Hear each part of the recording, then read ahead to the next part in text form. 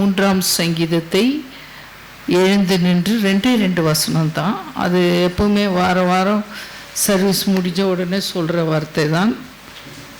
சங்கீதம் 103 1 2 வாக்கியங்களை நாம் எல்லாருமே வாசிப்போம். சங்கீதம் 103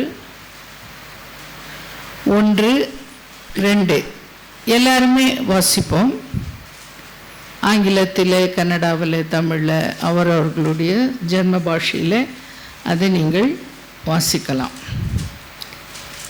என் ஆத்துமாவே கர்த்தரை ஸ்தோத்திரி, என் முழு உள்ளமே அவருடைய பரிசுத்த நாமத்தை ஸ்தோத்திரி. என் ஆத்துமாவே கர்த்தரை ஸ்தோத்திரி, அவர் செய்த சகல உபகாரங்களையும் மறவாதே. ஆமென். இந்த சங்கீதமானது ஒரு நன்றி அறிதலின் சங்கீதமாக இருக்கிறது. தாவீது ராஜா இது என்ன பண்ணுறாரு? நன்றி அறிதலின் சங்கீதமாக இருக்கு. ஆண்டவர் நமக்கு தந்திருக்கிறார். அப்படியே உட்கார்வோம். இந்த வாரம் நாம் பார்க்க போகிறது ஆண்டவர் நம்முடைய நன்றி துதி ஸ்தோத்திரத்தை எவ்வளவு எதிர்பார்க்கிறார், இதை நம்ம தெரிந்து கொள்ளணும். முதலாவது நாம் மனுஷர்களுக்கே நன்றி செலுத்துறது கிடையாது இந்த காலங்களில். அந்த நாட்களில் ஒரு சிறிய சாக்லேட் சின்ன வயசில் கூட கொடுத்தாங்களாம், உடனே நம்ம ஒரு நன்றி சொல்கிறத பார்க்கலாம். ஆனால் இந்த நாட்களில் நீங்கள் பார்க்கவே முடியாது. அதை எவ்வளோ பெரிய உதவி செய்தாலும் கூட சரி, நன்றி சொல்ல மாட்டாங்க. கொஞ்ச நாளில் விரோதியாக கூட மாறுவாங்க. ஸோ அதுதான் இந்த காலத்தினுடைய என்ன சொல்கிறாங்க, அது ட்ரெண்டு அப்படின்னு சொல்லலாம். ஆமாம். ஆனால் இந்த செய்தியானது இந்த நாளில் ஆண்டவர் நம்மோடு இடைப்படுகிறது. நாம் நன்றி செலுத்துவதை ஆண்டவர் எவ்வளவு எதிர்பார்க்கிறார், ஆண்டவருக்கு அது எவ்வளவு பிரியமானது, இதை குறித்து தான் நாம் இன்றைக்கு என்ன பண்ண போகிறோம், பார்க்க போகிறோம். அதுக்கு முன்னால் நம்ம வசனத்தை வாசிப்போம். யோவான் சுவிசேஷத்தை 5ஆம் அதிகாரம். யோவான் சுவிசேஷத்தை யூதர்களுக்கு என்று எழுதுகிறார். அது எழுதும்போதே அவர் எப்படி எழுதுகிறார்? அவர் தேவன் என்று சொல்லித்தான் அவர்களுக்கு எழுதுகிறார். மத்தேயு ஆண்டவரை ராஜா என்று எழுதுகிறார், யூதர்களுடைய ராஜா என்று எழுதுகிறார். ஆனால் யோவான் என்ன பண்ணுகிறார்னா, அவரே தேவன் ஆதியில் இருந்தவர் என்று சொல்லி எழுதுகிறார். ஆகவே மத்தேயு அந்த யோவான் சுவிசேஷத்தினுடைய 5ஆம் அதிகாரத்துக்கு நம்முடைய வேதாகமத்தை திருப்பிக் கொள்வோம். 5ஆம் அதிகாரம் 1-9 வசனங்களை நாம் சொல்ல வாசிக்கலாம். தொடர்ந்து வாசிக்கலனாலும் பரவாயில்ல. ஆமென்.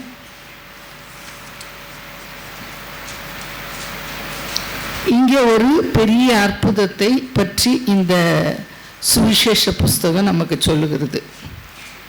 5ஆம் அதிகாரம் 1-9 வசனங்கள் வாசிக்கலாம். 1ஆம் வசனம். இவைகளுக்கு பின்பு யூதருடைய பண்டிகை ஒன்று வந்தது. நல்லா கவனிக்கணும். இது வாசிக்கும் போது நல்லா காதுட்டு கவனிக்கணும். யூதர்களுடைய பண்டிகை ஒன்று வந்துச்சான். அப்பொழுது இயேசு எருசலேமுக்கு போனார். அப்பொழுது எருசலேம் என்ன பண்றாரு? அப்பொழுது இயேசு என்ன பண்றாரு? எருசலேம் போகிறார். ಒಳ್ಳೆ ಹಬ್ಬ, ಯೂದರ ಹಬ್ಬ. ಹಬ್ಬಕ್ಕೆ ಯೇಸು ಯೆರೂಸಲೇಮ್ಗೆ ಹೋಗ್ತಾರೆ. ಆಮೇಲೆ ಪ್ರೈಸ್ ದಿ ಲಾರ್ಡ್. வாசிக்கலாமா? எபிரேய பாஷையிலே பெதஸ்தா எண்ணப்பட்ட ஒரு குளம் எருசலேமில் ஆட்டு வாசல் அருகே இருக்கிறது. அதற்கு 5 மண்டபங்கள் உண்டு. இங்கே அந்த இடத்தையும் அந்த இடத்தினுடைய விளக்கத்தையும் நமக்கு என்ன பண்ணுது, கொடுக்குது. அதாவது பெதஸ்தா என்கிற ஒரு குளம். பெதஸ்தா என்னும் அந்த ஸ்தಳದ ಹೆಸರು. இப்போ நீங்கள் பார்த்தீங்கன்னா பெதஸ்தா குளம் இன்றைக்கு கூட கோயம்புத்தூரில் என்ன பண்ணியிருக்காங்க, பெதஸ்தா என்று சொல்லி கொண்டு வைத்து ஜனங்கள்லாம் அங்கே ஒரு தேர் திருவிழா மாதிரி ಜನಂಗ ಬೆದಸ್ತಾ பார்க்கறதுக்குனே போகிறத நம்ம பார்க்குறோம் கோயம்புத்தூரில். ತಮಿಳುನಾಡಿನ ಕೊಯಂಬತ್ತೂರಿನಲ್ಲಿ ಬೆದಸ್ತಾ ಎಂಬ ಸ್ಥಳ ಇದೆ. ಅಲ್ಲಿ ಜಾತ್ರೆಯನ್ನು ಈ ದಿನವೂ ನಡೆಸುತ್ತಾರೆ. ஆமென். அதே போல் இங்கே என்ன நடக்கிறது, அது ஜாத்திரை ஒன்றும் பண்ணுறதில்ல. அங்கே பெதஸ்தான்ற ஒரு இடம் இருக்கு, அந்த இடத்துக்கு ஜனங்க போறாங்க. ಬೆತಸ್ತಾ ಎನ್ನುವ ಒಂದು ಸ್ಥಳ ಇದೆ, ಆ ಸ್ಥಳಕ್ಕೆ ಜನರು ಹೋಗುತ್ತಾರೆ. இங்கே யூதர்கள் பெதஸ்தா என்று சொல்லக்கூடியதான அந்த இடத்துக்கு என்ன பண்றாங்க, வராங்க. ಇಲ್ಲಿ ಯಹೂದ್ಯರು ಕೂಡ ಬೆತಸ್ತಾ ಎನ್ನುವ ಸ್ಥಳಕ್ಕೆ ಬರುತ್ತಾರೆ. ஆமென். இங்க அந்த அது ஒரு பண்டிகை. அது என்னது, அந்த பெதஸ்தா குளத்துக்கு போறது ஒரு பண்டிகை. ಆ ಬೆತಸ್ತಾ ಕೊಳಕ್ಕೆ ಹೋಗೋದು ಒಂದು ಹಬ್ಬ. அந்த பண்டிகைக்கு இயேசு போறார். ಆ ಹಬ್ಬಕ್ಕೆ ಯೇಸು ಕೂಡ ಅಲ್ಲಿ ಹೋಗುತ್ತಾರೆ. அங்க 5 மண்டபங்கள் இருந்ததுன்னு சொல்லப்படுது. ಅಲ್ಲಿ 5 ಮಂಟಪಗಳಿದ್ದವು ಎಂದು ಹೇಳಲ್ಪಡುತ್ತದೆ. அந்த 5 மண்டபங்களிலே எல்லாம் வியாதிஸ்தர்கள் படுத்திருப்பாங்க. ಆ 5 ಮಂಟಪಗಳಲ್ಲಿ ಆ ವ್ಯಾಧಿಸ್ಥರುಗಳು ಮಲಗಿರುತ್ತಾರೆ. அல்ல அந்த அடிக்கடி தேவதூதன் அந்த தண்ணீரை கலக்குவான்னு சொல்லப்பட்டிருக்கு. ಆ ಕೊಳದಲ್ಲಿರುವ ನೀರನ್ನು ಆವಾಗ ಸ್ವಲ್ಪ ಸಮಯದಲ್ಲಿ ದೇವದೂತನು ಬಂದು ಆ ಕೊಳವನ್ನು ಕಳಿಸಿ ಬಿಡುತ್ತಾರೆ ಎಂದು ಹೇಳುತ್ತಾರೆ. அந்த மாதிரி கலக்கந்தாவோ இல்ல சுகமானதாவோ எந்த ரெக்கார்டும் இல்லை, ஆனா அப்படி சொல்லுது. ಆ ರೀತಿಯಾಗಿ ಆ ನೀರನ್ನು ಕಲಸಿದ್ದಾಗಿಯೋ ಅಲ್ಲಿ ಅಸ್ವಸ್ಥವಾದ ಯಾವ ರೆಕಾರ್ಡು ಇಲ್ಲ, ಆದ್ರೆ ಅಲ್ಲಿ ಹೇಳಲ್ಪಟ್ಟಿದೆ. ஆமென். அங்க அப்படி ஒரு குளம் இருந்தது. ಅಲ್ಲಿ ಬೆತಸ್ತಾ ಎನ್ನುವ ಒಂದು ಕೊಳ ಇದೆ. அது 5 மண்டபங்கள் உண்டு. அது ಅಲ್ಲಿ 5 ಮಂಟಪಗಳು ಇದೆ. அந்த 5 மண்டபங்கள் எங்க இருக்குதுன்னா மீன் வாசல் அருகே இருக்கிறது. அது ಎಲ್ಲಿದೆ ಅಂದ್ರೆ ಮೀನು ಬಾಗಿಲ ಬಳಿ ಇದೆ. இதை ஏன் இவ்வளவு தெளிவா யோவான் எழுதணும்? ಇದನ್ನು ಯಾಕೆ ಇಷ್ಟು ವಿವರವಾಗಿ ಯೋಹಾನನು ಹೇಳಬೇಕು? எருசலேம் ஆஃப்டர் ஆல் ஒரு 4 கிலோமீட்டர் தான் இருக்கு. எருசலேம் 4 கிலோமீಟರ್ சுற்றளவு அவ்வளவுதான். ಅದರ ಸುತ್ತಳತೆ ಅಷ್ಟೇ, ஒரு 4 கிலோமீட்டர். 4 கிலோமீಟರ್ ಅಷ್ಟೇ. இப்போ நீங்க சிவாஜி நகர் போனா உங்களுக்கு நல்லா தெரியும் என்னென்ன இருக்கு சிவாஜி நகர்ல. ನಿಮ್ಗೆ ಶಿವಾಜಿ ನಗರ ಹೋದ್ರೆ ಗೊತ್ತಾಗುತ್ತೆ ಅಲ್ಲಿ ಏನೇನಿದೆ ಅಂತ. எத்தனை பேருக்கு தெரியும் சிவாஜி நகர்ல என்னென்ன இருக்குதுன்னு? ಎಷ್ಟು ಜನರಿಗೆ ಗೊತ್ತು ಶಿವಾಜಿ ನಗರಲ್ಲಿ ಏನೇನಿದೆ ಅಂತ? பாருங்க, எல்லாரும் கை தூக்குறீங்க பாத்தீங்களா? ஆனா சிவாஜி நகர் எவ்வளவு தூரம் இருக்குது? ಆದ್ರೆ ಶಿವಾಜಿ ನಗರ ಎಷ್ಟು ದೂರ ಇದೆ? இங்க இருந்து எவ்வளவு தூரம் இருக்குது? ಇಲ್ಲಿಂದ ಎಷ್ಟು ದೂರ ಇದೆ? ஒரு 10 கிலோமீட்டர் வச்சுக்கோங்களேன். ஓகே, 10 கிலோமீட்டர்ல இருக்கிற விஷயமே நமக்கு தெரியுதுன்னு சொன்னா, அந்த காலத்துல யூதர்களுக்கு 4 கிலோமீட்டர் சுற்றளவில் இருக்கிறது தெரியாதே இருக்கும். 10 ಕಿಲೋಮೀಟರ್ ಇರುವ ಶಿವಾಜಿನಗರ ಬಗ್ಗೆ ನಮ್ಗೆ ಗೊತ್ತಂದ್ರೆ 4 ಕಿಲೋಮೀಟರ್ ಇರುವ ಎರಸಿನ ಬಗ್ಗೆ ಆ ಯುಹದ್ವರಿಗೆ ಗೊತ್ತಿಲ್ಲದೆ ಇರುತ್ತೆ. அந்த குளம் தெரியாதே இருக்கும். ಆ ಕೊಳ ಗೊತ್ತಿಲ್ಲದೆ ಇರುತ್ತೆ. அதுல 5 மண்டபங்கிறது தெரியாதே இருக்குமா? ಅದರಲ್ಲಿ 5 ಮಂಟಪ ಇದೆ ಎಂದು ತಿಳಿದೇ. ஆனா அங்க இன்னைக்கு பண்டிகை கிண்டிகை ஒண்ணு கொண்டாடுற மாதிரி தெரியல. ಅಲ್ಲಿ ಹಬ್ಬ ಮಾಡುತ್ತಾರೆ ಎನ್ನುವಂತ ಏನು ಕಾಣಿಸುತ್ತಿಲ್ಲ. ஆனா இயேசு அங்கே போனாருங்குது. ಆದರೆ ಯೇಸು ಅಲ್ಲಿ ಹೋದರು ಎಂದಿದೆ. ஆமென். 1ஆம் வசனத்தை மறுபடியும் வாசிப்போம். இவைகளுக்கு பின்பு யூதருடைய பண்டிகை ஒன்று வந்தது. யூதருடைய ஒரு பண்டிகை வந்தது. ಯಹೂದ್ಯರ ಹಬ್ಬ ಬಂದಿತು. அப்பொழுது இயேசு எருசலேமுக்கு போனார். ஆமென். நல்லா கவனி. இப்போ இதுல என்ன சொல்லுது? யூதர்களுடைய ஒரு பண்டிகை வந்துச்சான், அந்த பண்டிகைக்காக இயேசு போனாரா. ಯಹೂದ್ಯರ ಒಂದು ಹಬ್ಬ ಬಂದಿತ್ತು, ಯೇಸು ಅಲ್ಲಿಗೆ ಬಂದರು. ஆமென். இந்த பண்டிகையில என்னமோ இருக்குதுன்னு தெரியுது. ಈ ಹಬ್ಬದಲ್ಲಿ ಏನೋ ಇದೆ. ஆமென். Praise the Lord.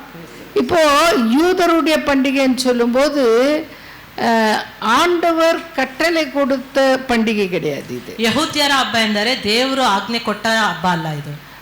தேவன் ஆசரிக்க சொன்ன பண்டிகைகள் ஒரு 7 பண்டிகை இருக்கு. ದೇವರು ಆಚರಿಸಲು ಹೇಳಿದ್ದು 7 ಹಬ್ಬಗಳಿದೆ. அது பஸ்கா பண்டிகை முதலாவது வரும். ಅದು ಪಸ್ಕಾ ಹಬ್ಬ. ரெண்டாவது புளிப்பில்லாத அப்ப பண்டிகை வரும். ಹುಳಿ ಇಲ್ಲದ ರೊಟ್ಟಿ ಹಬ್ಬ. மூன்றாவது முதல் தரமான பழங்களின் பண்டிகை வரும். ಪ್ರಥಮ ಫಲಗಳ ಹಬ್ಬ. நாலாவது அறுவடை பண்டிகை வரும். ನಾಲ್ಕನೇದು ನಾವು ವ್ಯವಸಾಯ ಮಾಡಿ ಕೊಯ್ಯಲ್ಪಟ್ಟ ಹಬ್ಬ. ஐந்தாவது எக்கால பண்டிகை வரும். ಐದನೇದು ತುತ್ತೂರಿಯ ಶಬ್ದದ ಹಬ್ಬ. ஆறாவதாக வருகிறது ஒப்புரவாக்குதலின் பண்டிகை. ನಾವು ಒಪ್ಪಂದ ಮಾಡಿಕೊಳ್ಳುವ ಹಬ್ಬ. ನಾವು ಇಲ್ಲ, ಒಪ್ಪಂದ ಮಾಡಿಕೊಳ್ಳುವ ಹಬ್ಬ. அதாவது நிவாரண பண்டிகைன்னு சொல்லலாம். ನಿವಾರಣೆಯ ಹಬ್ಬ ಎಂದು ಹೇಳಬಹುದು. ஏழாவதாக கூடார பண்டிகை. ಏಳನೇದಾಗಿ ಗೂಡಾರದ ಹಬ್ಬ. ஆமென். இது ஆங்கிலத்தில் சொல்லப்போனா பாஸ்ஓவர். நம்பர் 1 இது. அது என்ன பண்ணும்? Passover festival. Number 2 is the unleaven bread. 7 days they will take. That is an festival. Then they will take the first fruits. That's another festival. Then 4th one is the harvest festival. and fifth one is the trumpet festival, and sixth one is the atonement, festival of atonement. Seventh பண்டிகை வந்து நீங்கள் டெபனக்கல் பண்டிகை என்று ஆங்கிலத்தில் சொல்லுவார்கள். ஆகவே ஆக மொத்தம் 7 பண்டிகைகளை ஆசரிக்க யூதர்களுக்கு ஆண்டவர் சொல்லியிருந்தார். ಅದು ಅಂದಂದ ಮಾದತ್ತಿನ ಪ್ರಕಾರ ಅವர்கள் ಕೊಂಡಾಡುವಾர்கள். ದೇವರು 7 ಹಬ್ಬಗಳನ್ನು ಆಚರಿಸಲು ಒಪ್ಪಿಸಿಕೊಟ್ಟಿದ್ದರು. ಅದನ್ನು ಆ ತಿಂಗಳಿನಲ್ಲಿ ಹಬ್ಬವನ್ನು ಆಚರಿಸುತ್ತಾರೆ. ಆದರೆ யூதர்கள் அதை விட்டு இன்னும் சில பண்டிகைகள் கொண்டாடினார்கள். ಯಹೂದ್ಯರು ಅದನ್ನು ಬಿಟ್ಟು ಇನ್ನೂ ಸ್ವಲ್ಪ ಬೇರೆ ಹಬ್ಬಗಳನ್ನು ಮಾಡುತ್ತಿದ್ದರು. அப்படினா இயேசு போய் இருக்கிறது வந்து இந்த 7 பண்டிகையில ஒன்று கிடையாது. ಯೇಸು ಹೋಗಿರೋದು ಈ 7 ಹಬ್ಬದಲ್ಲಿ ಒಂದಲ್ಲ. இது வந்து யூதர்களுடைய பண்டிகைக்கு போனார். இது ಯಹೂದ್ಯರ ಹಬ್ಬಕ್ಕೆ ಹೋದರು.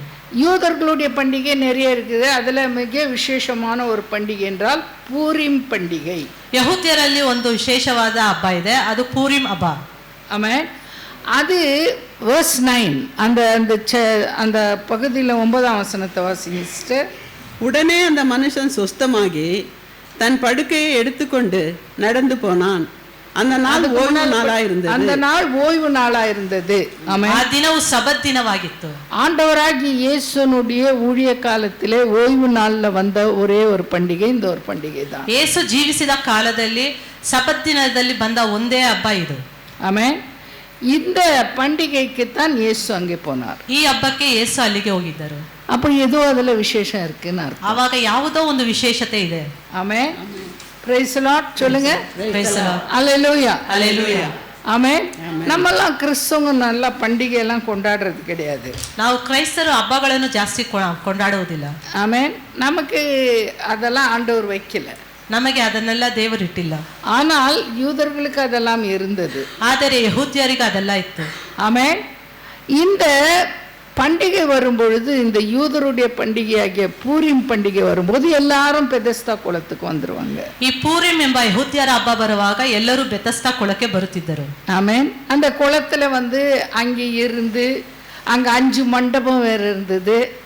எல்லாரும் நல்லா ரெக்ரியேஷனாக இருந்துட்டு அந்த குளத்தில் அவர்கள் கொஞ்ச நேரம் ஆறாமல் உட்கார்ந்து சாப்பிட்டு திண்டு எல்லாத்தையும் ஆண்டவர் செய்த நன்மைகளை நினைத்து போவார்கள். ಆ 5 ಮಂಟಪಗಳ ಕೊಳಗಳ ಬಳಿಗೆ ಬಂದು ಎಲ್ಲರೂ ಸ್ವಲ್ಪ ಹೊತ್ತು ಕೂತು ದೇವರು ಮಾಡಿದ ಉಪಕಾರ ಸ್ತುತಿಗಳನ್ನು ನೆನೆಸಿ ದೇವರನ್ನು ಸ್ತುತಿಸಿ ಅಲ್ಲಿಂದ ಹೋಗುತ್ತಿದ್ದರು. இந்த பண்டிகை ஏன் கொண்டாடப்பட்டது? ಈ ಹಬ್ಬ ಯಾತಕ್ಕಾಗಿ ಮಾಡಲ್ಪಟ್ಟಿತು? இந்த பண்டிகை ஆரம்பிக்கப்பட்டதனுடைய நோக்கம் என்ன?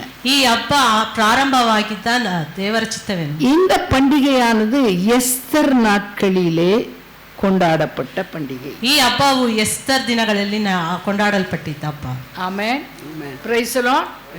எஸ்தர் கதை தெரியாதவங்க எத்தனை பேர் இருக்கிறீங்க? கை தூக்குங்க பார்க்கலாம். ಎಸ್ತರ್ ಕತೆ ಗೊತ್ತಿಲ್ಲದವರು ಯಾರು ಕೈ ಎತ್ತಿರಿ? வேதாகமத்திலே எஸ்தர் கதை தெரியாதவங்க எத்தனை பேர்? ಸತ್ಯವೇದದಲ್ಲಿ ಎಸ್ತರ್ ಕಥೆಯನ್ನು ತಿಳಿದೇ ಇರುವರು ಯಾರು? கையை கொஞ்சம் தூக்கி காமிங்க பார்க்கலாம். ಕೈಗಳನ್ನು ಎತ್ತಿ ತೋರಿಸಿರಿ. அப்ப எல்லாருக்கும் தெரியும். ಆಗ ಎಲ್ಲರಿಗೂ ಗೊತ್ತು.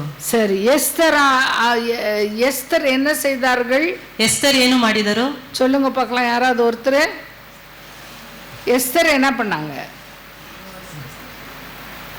எல்லாருக்கும் தெரியும்னு சொன்னீங்க, ஒருத்தரும் பேச மாட்டீங்க. உபவாசம் இருந்து என்னத்துக்காக ஜெபம் பண்ணாங்க அது சொல்லுங்க. என்னதுக்கு? யூதர்களுக்காக, தேசத்துக்காக. அப்படியா? அப்படியெல்லாம் எனக்கு தெரியல. அப்படியா அப்படியா அப்படியா அதுக்காக ஜெபம் பண்ணாங்க அவங்க? ஒன்றும் கிடையாது. நீங்கள் எல்லாம் தப்பாக பைபிளில் படிக்கிறீங்கன்னு நினைக்கிறேன். ஏன்னா உங்கள் பைபிள் தப்பாக எழுதிக்குதோ எனக்கு தெரியல. ஆமாம். ஆனால் எஸ்தர் அதுக்காக உபவாசம் எடுக்கல. எஸ்தர் உபவாசம் எடுத்தது ஒன்றுக்கு தான், ராஜாவை போய் பார்க்க போகிறேன், ராஜா கண்ணில் ದಯ கிடைக்கணும். ಎಸ್ತರ್ ಉಪವಾಸ ಮಾಡಿದ್ದು ರಾಜನನ್ನು ಹೋಗಿ ನೋಡುತ್ತೇನೆ, ಅವರ ಕಣ್ಣಲ್ಲಿ ನನಗೆ ದಯ ಸಿಕ್ಕಬೇಕು. ஆமாம். தேசத்துக்காகவும் ஜெபிக்க போகல அவங்க. ಅವರ ದೇಶಕ್ಕಾಗಿ அவங்க ஜனங்களுக்காகவும் ஜெபிக்க போகல. ಅವರ ಜನರಿಗಾಗಿ ಪ್ರಾರ್ಥಿಸಲು. இப்படி தான் தப்பாக என்டர் பண்ணி நம்மளும் எஸ்தர் ஃபாஸ்டிங் எல்லாம் எடுத்துருவோம். ಈ ರೀತಿಯಾಗಿ ನಾವು ತಪ್ಪಾಗಿ ಎಸ್ತರ್ ಪ್ರಾರ್ಥನೆಗಳನ್ನು ಮಾಡುತ್ತೇವೆ. ஆமென். ஆனால் எஸ்தர் அம்மா பண்ணது ஒரே ஒரு வேலை என்னன்னா, அந்த ராஜாவை பார்த்தா அவருடைய கண்ணில் தயை கிடைக்கணும், உத்தரவு இல்லாமல் உள்ளே போக முடியாது. ರಾಜನನ್ನು ನಾನು ಹೋಗಿ ನೋಡುವಾಗ ಅವರ ಕಣ್ಣಲ್ಲಿ ನನಗೆ ದಯೆ ಸಿಗಬೇಕು, ಯಾಕಂದ್ರೆ ಅವರ ಬಳಿಯಿಂದ ಅವ್ರ ಆಜ್ಞೆ ಬರಲಿಲ್ಲ. உபவாச எடுத்தாங்க. ಅದಕ್ಕೋಸ್ಕರ ಅವರು ಉಪವಾಸ ಎತ್ತಿದ್ದಾರೆ. ಅವರು எடுத்தாங்க, அவங்க கூட சேர்ந்து யூதர்கள் எல்லாரும் எடுத்தாங்க. ಅವರು ಉಪವಾಸ ಎತ್ತಿದ್ದಾರೆ, ಅವರ ಸಂಗಡ ಎಲ್ಲಾ ಯಹೂದಿಯರು ಉಪವಾಸ ಎತ್ತಿದ್ದಾರೆ. இப்போ பார்க்கலாம், எஸ்தர் புஸ்தகத்திலே ஒரு மனுஷன் வருகிறார். எஸ்தர் புஸ்தகದಲ್ಲಿ ಒಬ್ಬ ಮನುಷ್ಯನು ಬರುತ್ತಾರೆ. 2ஆம் அதிகாரம் 5ஆம் வசனம். எஸ்தர் 2:5. சீக்கிரம் எஸ்தர் 2:5. அப்பொழுது சூசான் அரண்மனையிலே பென்யமீன் ஆகிய கீசின் குமாரன் சிமேயனுடைய மகனாகிய யாவீரின் குமாரன் மொர்தகாய் என்னும் பேருள்ள ஒரு யூதன் இருந்தான். அவர் ஒரு யூதன் சொல்லியிருக்கலாம். எவ்வளோ கிளியரா கொடுக்குது பாருங்க. அவர் ಒಬ್ಬ ಯಹೂದ್ಯ ಅಂತ ಹೇಳಬಹುದು. அவ எந்த வம்சம், ಅವರು ಯಾವ ವಂಶ, அவ எந்த கோத்திரம், ಅವರು ಯಾವ ಗೋತ್ರ, அவங்க அப்பா பேர் என்ன, ಅವರ ತಂದೆ ಹೆಸರು ಏನು, அவர் பேர் என்ன, ಅವರ ಹೆಸರೇನು, அவர் குலம் என்ன, ಅವರ ಕುಲ ಯಾವುದು, இது ஃபுல்லா சொல்லி தான் அவர் பேர் சொல்லு. ಇದರ ಪೂರ್ತಿ ವಿವರಣೆ ಕೊಟ್ಟು ಅವರನ್ನು ಹೇಳುತ್ತಾರೆ. அவர் பேர் மொர்தகாய். அவர் பேர் என்னதுங்க? மொர்தெகாய். ஆமா. இந்த மொர்தகாய்க்கு அவருடைய சித்தப்பா பொண்ணு ஒன்று இருந்தது. அந்த பெண்ணை வளர்த்தார். ಈ ಮೊರ್ದೆಕಾಯಿಗೆ ಚಿಕ್ಕಪ್ಪ ಮಗಳೊಬ್ಬಳಿದ್ದರು, ಅವಳನ್ನು ಸಾಕಿದರು. இவர்கள் எல்லாரும் பெர்ஷிய ராஜாவின் அண்டர்ல அடிமைகளா இருக்கிறாங்க. ಇವರೆಲ್ಲರೂ ಪರ್ಷಿಯಾ ರಾಜ್ಯದ ಗುಲಾಮ ದಾಸತ್ವದಲ್ಲಿದ್ದರು. ஆமென். நீங்க பாருங்க, பெதஸ்தாவுக்கும் இதுக்கும் என்ன? பெதஸ்தாಗೂ ಇದಕ್ಕೂ ಏನು? ஆமென். Praise the Lord.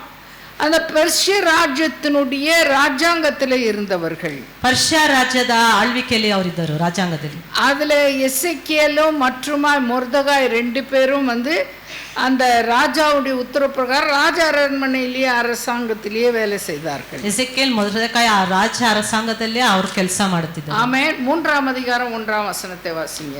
3ನೇ ಅಧಿಕಾರ 1ನೇ ವಚನ.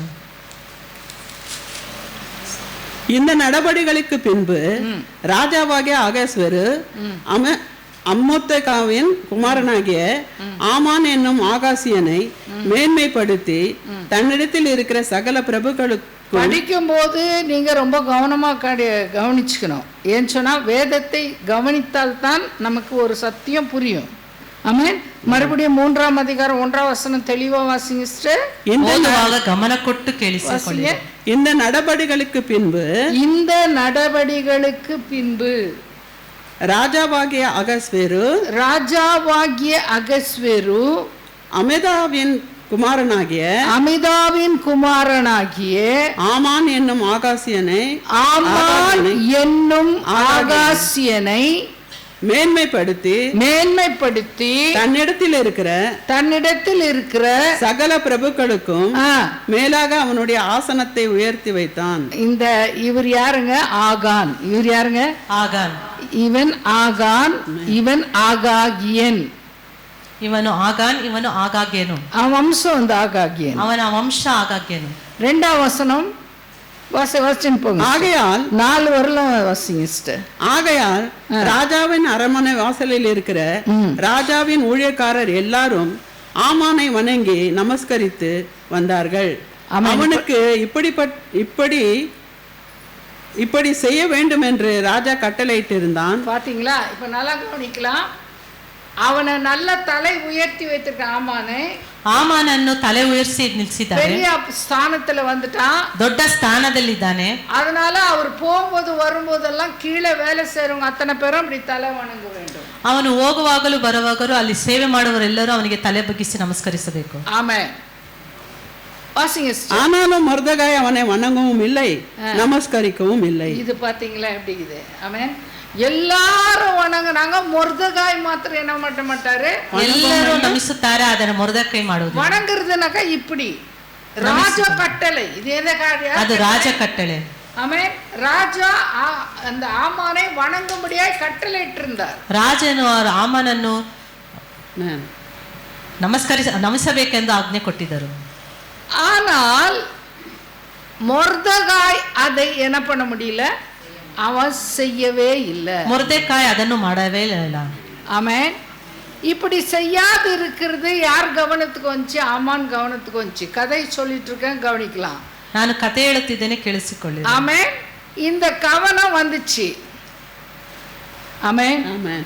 இன்றைக்கு எத்தனையோ பேர் என்ன பண்ணுறாங்க, சபையிலும் கூட ஒருத்தர் வாழ்த்த மாட்டாங்க, ஒருத்தர் மூஞ்சி ஒருத்தர் பார்க்க மாட்டாங்க, ஒருத்தருக்கு ஒருத்தர் ப்ரைஸ் எல்லாம் கூட சொல்ல மாட்டாங்க, ஏஞ்சி போயிடுவாங்க. ಸಭೆಯಲ್ಲಿ ஆனால் ஆமான் அவருடைய காலங்களில் அப்படி கிடையாது. ராஜ கட்டளை அப்படி செய்யலைன்னா அவர்களை என்ன பண்ண பனிஷ் பண்ணுவாங்க. ಈಗ ಸಭೆಯಲ್ಲೂ ಕೂಡ ಯಾರು ಒಬ್ಬರೊಬ್ಬರನ್ನು ಪ್ರೈಸ್ ಮಾಡೋದಿಲ್ಲ. இன்னைக்கு நடக்கிறது அதுதான். ಇವತ್ತು ನಡೆಯೋದು ಅದೇ. அது இந்த காலத்து ட்ரெண்ட். சொல்லுங்க ಅದು பாருங்க. ಈ ಕಾಲದ ಟ್ರೆಂಡ್. ஆமா, இப்போ நான் கத்துக்கிறேன் ட்ரெண்ட். ஆமென் ஆமென். பிரைஸ் லார்ட் சொல்லாத போறாங்கன்னா அது ட்ரெண்ட். ಪ್ರೈಸ್ ದಿ ಲಾರ್ಡ್ ಎಂದು ಹೇಳದೆ ಹೋಗುತ್ತಾರೆ ಅಂದರೆ ಅದು ಟ್ರೆಂಡ್. மூஞ்சி அப்படியே கடுகடுன்னு வைக்கிறாங்கன்னா அது ட்ரெண்ட். முகமனு அவ்வளோதான் நினைக்கிறோம், நம்ம வேற ஏதோ நினைக்க கூடாது. ஆமென். அதெல்லாம் இந்த காலத்துல ட்ரெண்டுங்க. ಅದೆಲ್ಲ ಈ ಕಾಲದಲ್ಲಿ ಟ್ರೆಂಡ್. அது ஒரு விதமான ஸ்டைலுங்க. ಅದೊಂದು ವಿಧವಾದ ಸ್ಟೈಲ್. இந்த காலத்து கிறிஸ்துவங்களாம் அப்படித்தான் இருக்குவாங்க. ಈ ಕಾಲದ ಕ್ರೈಸ್ತರೆಲ್ಲ ಆಗಿರೋದು ನಾವು ನೆನೆಸ್ಕணும். ಆಗ ನಾವು ನೆನೆಸ್ಕೊಳ್ತೀನಿ. ஆமென். Praise the Lord. Praise the Lord. இங்க நம்ம பார்க்கும்போது ಇಲ್ಲಿ ನಾವು ನೋಡುವಾಗ இந்த ஆமான் கவனிச்சிட்டான். ಇದನ್ನು ಆಮಾನನು ಗಮನಿಸಿದನು. கவனித்தவன் என்ன செய்தான்? அது ಗಮನಿಸಿದವನು ಏನು ಮಾಡಿದ? வாசிங்க. இப்படி அவர்கள் நாளுக்கு நாள் அவனுடனே சொல்லியும் அவன் தங்களுக்கு செவி கொடாத போது தான் யூதன் என்று அவர்களுக்கு அறிவித்து இருந்தபடியால் மொர்தெகாயின் சொற்களை நிலை நிற்குமோ என்று பார்க்கிறதற்கு அதை ஆமானுக்கு அறிவித்தார்கள். ஆமான் மொர்தெகாய் தன்னை வணங்கி நமஸ்கரியாததை கண்டபோது மூர்க்கம் நிறைந்தவனானான். என்ன நிறைந்தவனானான்? நமஸ்காரம் பண்ணாதனால மூர்க்கமாயிட்டானா? இந்த காலத்து கிறிஸ்தவர்களே, நீங்க யாருன்னா அப்படி பண்ணலன்னா ಮೂರ್ಖ ಆವಾದೀಗ ಟ್ರೆಂಡ್ ನೆನ್ಸಿ ಸುಮ್ಮ போயிடுங்க. ಈ ಕಾಲದ ಕ್ರೈಸ್ತರೇ ಯಾರಾದರೂ ನಿಮ್ಮನ್ನು ಪ್ರೈಸ್ ಲಾರ್ಡ್ ಹೇಳಿಲ್ಲ ಅಂದರೆ ಮೂರ್ಖತನ ಮಾಡಬೇಡಿ, ಇದು ಟ್ರೆಂಡ್ ಅಂತ ತಿಳಿದುಕೊಂಡು ಹೋಗ್ಬಿಡಿ. ಅವಳಕ ನಮ್ಮ let us be simple and happy. ನಾವು ಸರಳವಾಗಿ ಇರೋಣ, ಸಂತೋಷವಾಗಿರೋಣ. ஆனா இங்க ஆமானுக்கு மூர்க்க கோபம் வந்துச்சு. ಆದರೆ ಇಲ್ಲಿ ಆಮಾನನಿಗೆ ಮೂರ್ಖತನದ ಕೋಪ ಬಂದಿತ್ತು. என்ன பண்ணாங்க? மூர்க்க கோபத்துல என்ன சொன்னாங்க? வாசிங்க சிஸ்டர், வாசிங்க. ஆமான் மொர்தெகாய் தன்னை வணங்கி நமஸ்கரியாததை கண்டபோது அவன் மூர்க்கம் நிறைந்தவனானான். ஆனாலும் மொர்தெகாயின் மேல் மாத்திரம் கை போடுவது அவனுக்கு அற்ப காரியமாக கண்டது. இப்போதான் கவனிக்கணும் நீங்க. ಈಗ ನೀವು ಗಮನಿಸಬೇಕು. நமஸ்காரம் பண்ணாதவன் யாரு? நமஸ்கார ಮಾಡದವನು ಯಾರು? மொர்தெகாய் இல்லையா? அப்போ இவன் என்ன பண்ணியிருக்கணும்? மொர்தெகாயை தண்டனை பண்ணியிருக்கணும். ஆனா அவன் யோசிக்கிறான், மொர்தெகாயை நான் என்ன பண்ணக்கூடாது, தண்டிக்காதபடிக்கு இதை விட பெருசா செய்யணும்னு யோசிச்சோம். ಮೊರ್ದೆಕಾಯನ್ನು ದಂಡಿಸದೆ ಇದಕ್ಕಿಂತ ಹೆಚ್ಚಾಗಿ ನಾನು ಮಾಡಬೇಕೆಂದು ಯೋಚಿಸಿದ. அது காரணம் என்ன? ಅದಕ್ಕೆ ಕಾರಣ ಏನು? அதுதான் இங்கே இந்த எஸ்தர் புத்தகத்தினுடைய அதிசயம். ಇದೇ ಈ ಎಸ್ತರ್ ಪುಸ್ತಕದ ವಿಶೇಷತೆ. ஆமென். 7ஆம் வசனம் வாசிங்க சிஸ்டர். ராஜாவாகிய அகசுவேருவின் 12ஆம் வருஷம் நிசான் மாதமாகிய 1ஆம் மாதத்திலே ஆமானுக்கு முன்பாக பூர் எனப்பட்ட சீட்டு ஒவ்வொரு நாளையும் ஒவ்வொரு மாதத்தையும் குறித்து போடப்பட்டு, இப்ப என்ன பண்ணா, சீட்டு போட்டு ரெடி பண்ணி வச்சுட்டான். 12 months டைம் எடுத்துக்கினான். 12 ತಿಂಗಳು ಸಮಯವನ್ನು ತೆಗೆದುಕೊಂಡು ಚೀಟುಗಳನ್ನು ಹಾಕಲು ಪ್ರಾರಂಭಿಸಿದ. யூதன ஒருத்தனை மாத்திரம் கொல்றது கிடையாது, ಯಹೂದ್ಯನನ್ನು ಒಬ್ಬನನ್ನು ಕೊಲ್ಲುವುದು ಮಾತ್ರವಲ್ಲ. அகஸ்வரு காலத்துல 127 நாடுகள் அவர் கீழே இருந்தது. ಅಗಸ್ವೇಶನ ಕಾಲದಲ್ಲಿ 127 ರಾಜಸ್ಥಾನಗಳು. 127 நாடுகளிலும் யூதர்கள் இருந்தார்கள். 127 ರಾಜ್ಯಗಳಲ್ಲಿ ಯಹೂದ್ಯರಿದ್ದರು. ஆமென். அப்போ அவனுடைய நோக்கம் என்ன வந்ததுன்னா, இவன் ஒருத்தரே இல்ல, 127 நாடுகளில் இருக்கிற ஒரு யூதனை கூட விட மாட்டேன், எல்லா யூதர்களையும் கொலை செய்வேன் என்று யோசித்தான். ಅವನ ಯೋಚನೆ ಏನಂದ್ರೆ 127 ರಾಜ್ಯಗಳಲ್ಲಿರುವ ನಾಡುಗಳಲ್ಲಿರುವ ಎಲ್ಲ ಯಹೂದ್ಯರನ್ನು ನಾನು ಸಾಯಿಸುವೆನೆಂದು. ஆமென். அந்த 100 இங்க கன்னட யார் டிரான்ஸ்லேஷன் வேணுமா? கன்னடா ஒருத்தர் தானா? ಪರವಾಗಿಲ್ಲ, தமிழ்லே ಹೋಗೋಣ, டைம் ஆகுதுன்னு தோணுது எனக்கு. சரி, இப்போ அந்த 127 நாட்டில் இருக்கக்கூடிய எல்லா யூதர்களையும் கொலை செய்யணும். ஒரு ஆளுடைய தப்புக்கு 127 நாட்டில் இருக்கிறவர்களையும் கொலை செய்யணும்னு யோசிச்சான். ஆமென். ஏன் இப்படி யோசிச்சிருப்பான்? யோசிச்சு பாருங்க, ஏன் இப்படி யோசிச்சிருப்பான்? ஆமென். இந்த நிலைமை வந்த உடனே ஜனங்க எப்படி இருந்திருப்பாங்க யோசிச்சு பாருங்க. 127 நாட்டில் இருக்கிற யூதர்களும் உயிரை கையில பிடிச்சுக்கிட்டு வாழ்றாங்க. எப்போ நம்மை பிடித்து கொலை செய்வார்களோ என்ற பயத்தோடு வாழ்ந்தார்கள். ஆமென். ஒரு ஆள் நமஸ்காரம் பண்ணாதனால 127 நாட்டில் இருக்கிறவங்களுக்கும் பிரச்சனை. ஆமென். ஹல்லேலூயா, ஹல்லேலூயா. சரி, இப்போது இந்த பிரச்சனை வந்தபோது தான் இந்த மொர்தகாய் என்ன பண்றாரு, எஸ்தர் இடத்துல சொல்றாரு, இதுதான் சரியான நேரம், நீ செயல்படாமல் போனால் உன்னிடத்துல வேறொருத்தரை கர்த்தர் கொண்டு வருவார் என்று சொன்னார். ஆகவே தான் எஸ்தர் என்ன பண்ணாங்க, உபவாசம் எடுத்து அந்த ராஜாவை சந்தித்து தன்னுடைய ஜனங்களுக்காக வேண்டுதல் பண்ண வேண்டும் என்று யோசித்தார்கள். ஆமென். Praise the Lord. கன்னடா நீடட்மா? ஓகே. இந்த நேரத்தில் தான் எஸ்தருக்கு என்ன உண்மையான பேர் எடுக்கலாம், எஸ்தருடைய பேர் எடுக்கலாம். 2ஆம் அதிகாரம் 5ஆம் வசனம் 6ஆம் வசனம் வாசிங்க. அப்பொழுது சூசான் அரண்மனையிலே பென்னமீன் ஆகிய கீசின் குமாரன், இல்லம்மா 7ஆம் வசனம் வாசி சிஸ்டர். அவன் தன் சிறிய தகப்பன் குமாரத்தியாகிய எஸ்தர் என்னும் அத்சாலை வளர்த்தான். அத்சால், எஸ்தர் பேர் என்னங்க? அத்சால். யூத நேம் அவளுக்கு அத்சால். சொல்லுங்க, அத்சால். எஸ்தர் அது பெர்ஷியர்கள் வைத்த பேர், ஆனால் அவளுடைய பேர் அட்சால். ஆமென். அதை இங்கிலீஷ்ல சொல்லும்போது எபிரே பாஷையில சொன்னா அடாஷா. என்னதுங்க? அதுதான் யூத நேம். கர்த்தருக்கு ஸ்தோத்திரம். இந்த அடாஷாவை இடத்துல சொல்லுகிறார், நீ இந்த நாளில் நம் தேசத்து மக்களுக்காக நீ போய் செய்யணும். ஆமென். Praise the Lord. அடாஷா என்று சொல்லுகிற அந்த வார்த்தையினுடைய அர்த்தம் என்ன என்றால் மிருது செடி. சொல்லுங்க பார்க்கலாம். மிருது செடி. ஆமென். அடாசானா என்னங்க? மிருது செடி. மிருது செடி. கர்த்தருக்கு அதுதான் அந்த அந்த பேருடைய அர்த்தம்.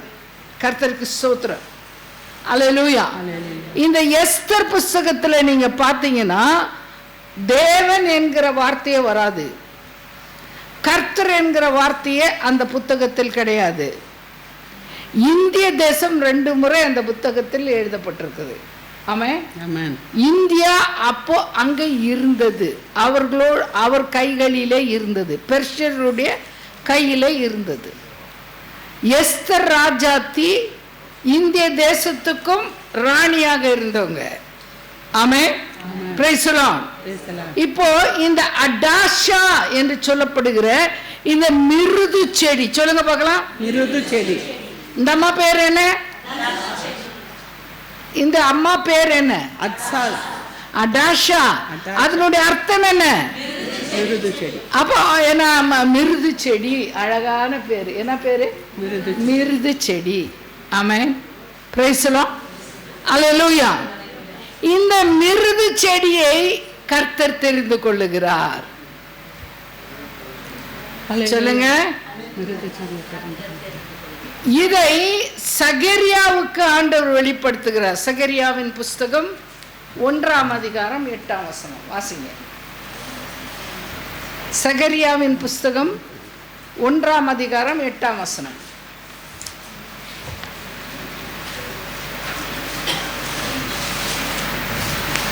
நான் நினைக்கிறேன் நல்லா கவனிக்கிறீங்கன்னு சொல்லி. ஆமென். சகரியா 1:8 சீக்கிரமா வாசிங்க. இதோ இன்று ராத்திரி சிவப்பு குதிரையின் மேல் ஏறியிருந்த ஒரு புருஷனை கண்டேன். அவர் பள்ளத்தாக்கில் இருக்கிற மிருது செடிகளுக்குள்ளே நின்றார்.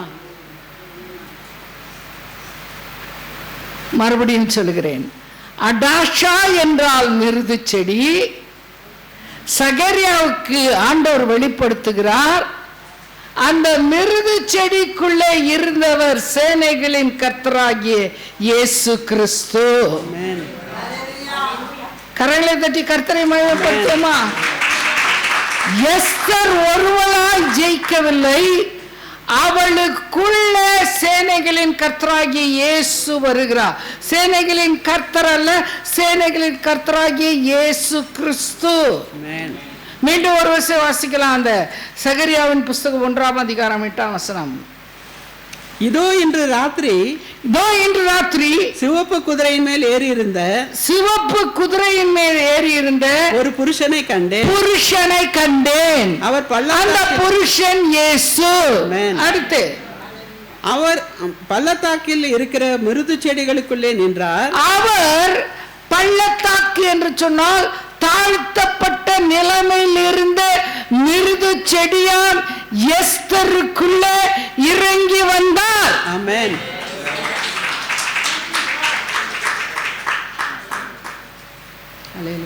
ஆமென். யூதர்களை அழிக்க நினைத்திருந்த நேரத்திலே, ஒருத்தரும் விடக்கூடாது, 127 நாடுகளில் இருக்கிறவர்களையும் அழிக்க வேண்டும் என்று இருந்த நேரத்திலே, சேனைகளின் கர்த்தராகிய இயேசு கிறிஸ்து மிருது செடியாகிய எஸ்தருக்குள் வருகிறார். ஆமென். Praise the Lord. வாசிக்கலாம். அடாஷா என்று சொன்னால் மிருது செடி. மிருது செடிக்குள்ளே, அந்த வசனத்தை திருப்பி வாசிமா, அப்பதான் நம்ம நல்ல தெளிவா புரிஞ்சுக்குவோம். சகரியா 1:8. இதோ இன்று ராத்திரி சிவப்பு குதிரையின் மேல் ஏறியிருந்த ஒரு புருஷனை கண்டேன். இந்த புருஷன் ஆண்டவராகிய இயேசு கிறிஸ்து. அவர் பள்ளத்தாக்கில் இருக்கிற தாழ்த்தப்பட்ட நிலைமையில் இருக்கிற, சிறுமையில் இருக்கிற, உயிரை பிடித்து கொண்டு வாழ்ந்து கொண்டு இருக்கிற தன்னுடைய யூத மக்களை பார்க்கிறார், தன்னுடைய ஜனத்தை பார்க்கிறார். ஆகவே என்ன செய்கிறார் என்று சொன்னால், இந்த மிருது செடிகளுக்குள்ளே வருகிறார். வாசிக்குமா? திருப்பி அதை வாசி சிஸ்டர். மிருது செடிகளுக்குள்ளே நின்றார். அந்த மிருது செடிகளுக்குள்ளே நின்றார். அவருக்கு பின்னாலே மிருது செடிக்குள்ளே நின்றார். ஆமென். அல்லேலூயா. இதுதான் ஆண்டவர் சொல்லியிருக்காரு, என்னை அல்லாமல் உங்களாலே ஒன்றும் செய்யக்கூடாது. எஸ்தர் தன்னுடைய சொந்த திறமையிலையோ, தன்னுடைய சொந்த உபவாசத்திலேயோ, தன்னுடைய சொந்த பலத்திலேயோ பெரிய வெற்றியை கொண்டு வந்தது அல்ல.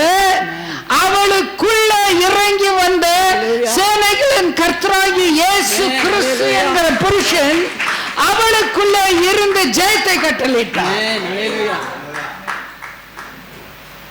ஆமென். Praise the Lord. ஆமென். தேவனுடைய பிள்ளையே, இவங்க எத்தனை வருஷம் அடிமைகளா இருந்தார்கள் என்ற அந்த வருஷ கணக்கெல்லாம் உங்களுக்கு சொல்லிய நேரத்தை நான் வீணடிக்க விரும்பல, ஏன்னா அது ரொம்ப அதிகமாக போகும். ஆக மொத்தத்தில் இவர்கள் 38 வருஷம் அடிமைகளா இருந்தார்கள். 38வது வருஷத்துல இவர்களுக்கு விடுதலை கிடைத்தது. ஆகையினால் தான் பூரியம் பண்டிகை கொண்டாடினார்கள். ஆமென். அடாஷாவுக்குள்ளும் மொர்தெகாய்க்குள்ளும் இருந்து தேவன் வேலை செய்கிறார். ஆமென். வேலை செய்தது என்ன பண்ணுகிறார்? மொர்தெகாய்க்காக வைக்கப்பட்டிருந்த, ஆமானுக்காக வைக்கப்பட்டிருந்த அந்த தூக்கு மரத்திலே மொர்தெகாயை போட்டு தூக்க வேண்டும் என்று நினைத்த அந்த தூக்கு மரத்துக்குள்ளே ஆமானையும் அவனுடைய 10 பிள்ளைகளையும் தூக்கி போட்டு கொலை செய்தார்கள். ஆகவே தான் பூரிம் பண்டிகை கொண்டாடப்பட்டது. யூதர்களுக்கு வெளிச்சம் உண்டானது என்று சொல்லி சந்தோஷப்பட்டார்கள். எல்லாரும் 127 நாடுகளில் இருக்கிற யூதர்களும் உயிர் தப்பி பிழைத்தார்கள். ஆமென் சொல்லுங்க. கரங்களை தட்டி கர்த்தரை மகிமைப்படுத்துவோம். ஆமென். இப்போ யோவான் சுவிசேஷத்துக்கு வந்து விடுவோம். யோவான் சுவிசேஷம் 5ஆம் அதிகாரத்தில் பெதஸ்தா என்று குளம் எனப்பட்ட அந்த குளத்துக்கு 5 மண்டபங்கள் உண்டு. அது மீன் வாசல் பக்கத்தில் இருக்கிறது என்று சொல்லப்பட்டிருக்கிறது. ஆமென். அந்த 5 மண்டபங்களுக்கு எஸ்தர் அவர்கள் திரும்பி வந்த பிறகு வைத்த பேர் கருணை இல்லம். ஆமென். ஜனங்கள் போய் அங்க என்ன பண்ணுவாங்க, எங்கள் ஆண்டவர் எங்கள் மீது இரக்கம் பாராட்டினார் என்று சொல்லி, எங்கள் உயிரை தப்பிக்க வைத்தார் என்று சொல்லி, எங்களுடைய ஜாதி குலத்தையே காப்பாற்றினார் என்று சொல்லி வருடத்துக்கு ஒரு முறை அந்த பூரிம் பண்டிகையில அந்த பெதஸ்தா குலத்திலே வந்து அவர்கள் எல்லாரும் பண்டிகையை ஆசரிப்பார்கள். தேவனுக்கு நன்றி செலுத்துவார்கள், நன்றி செலுத்துவார்கள். ஆமென். அது ஒரு நன்றி அறிதலின் பண்டிகை.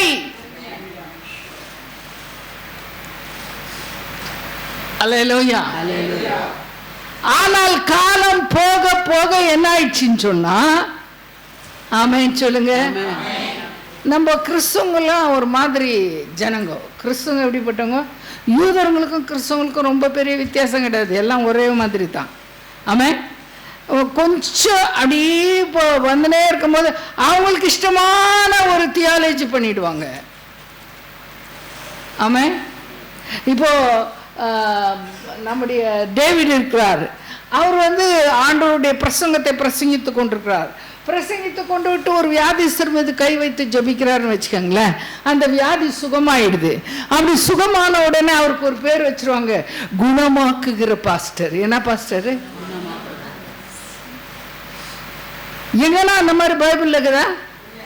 குணமாக்குற வரம் இருக்கு, தெரியும், தெரியுமா தெரியாதா? ஆமென்.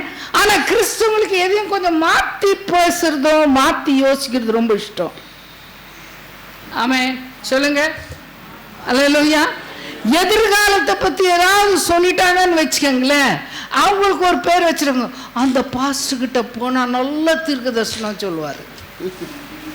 அது தீர்க்க தரிசன பாஸ்டர். அந்த என்ன பாஸ்டருங்க அது? ஆமென். Praise the Lord.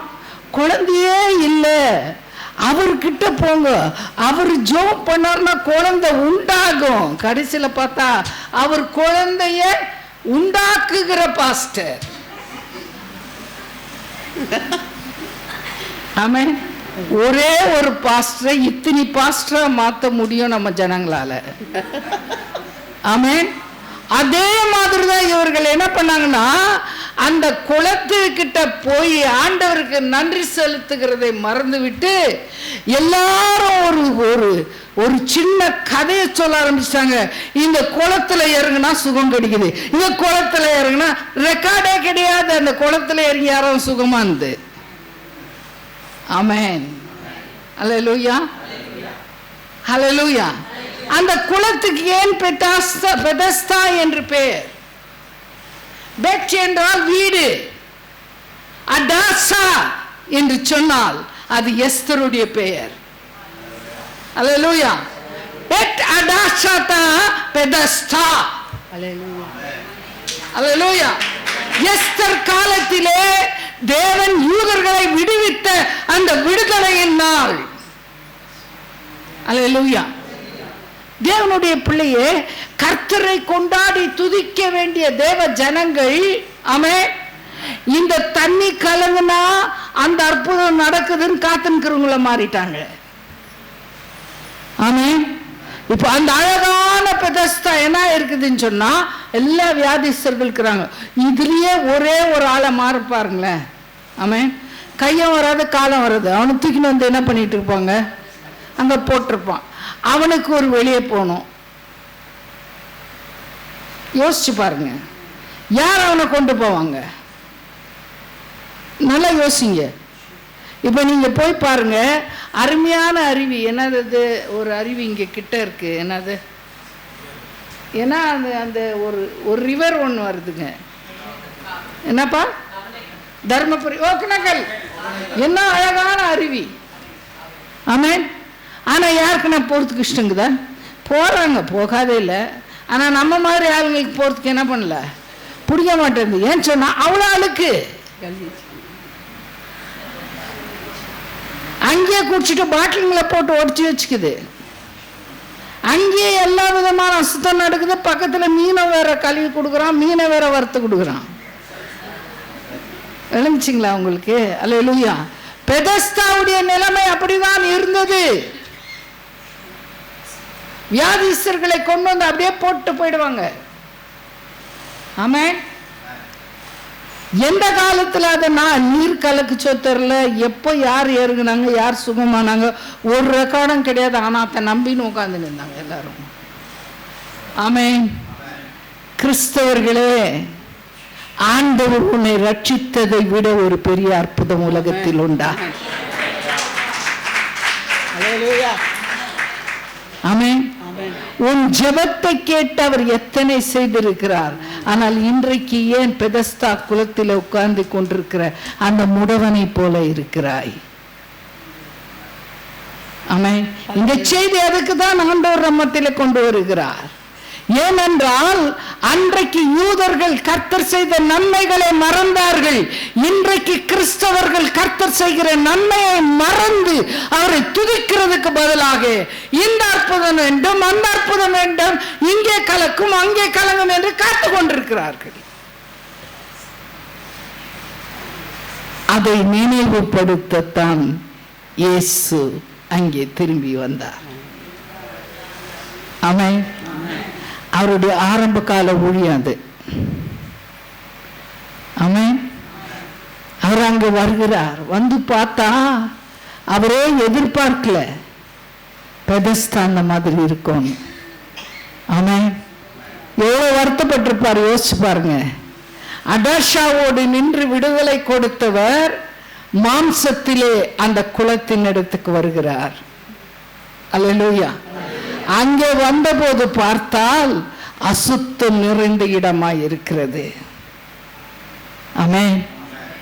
தேவன் தன்னுடைய பிள்ளைகளை ரட்சித்து ஆத்தும மீட்பை கொடுத்து சபையை பரிசுத்தமும் அலங்காரமும் நிறைந்ததுமாய் இருக்கும் என்று பார்க்க வந்தால் அந்த இடம் அசுத்தம் நிறைந்ததும் கொலைச்சல் பட்டதும் அப்படியே நன்றி மறந்து போயிருக்கிற ஒரு இடமாய் அவர் பார்க்கும்போது அன்றைக்கு என்ன செய்தாரோ அதுதான் இன்றைக்கும் செய்வார்.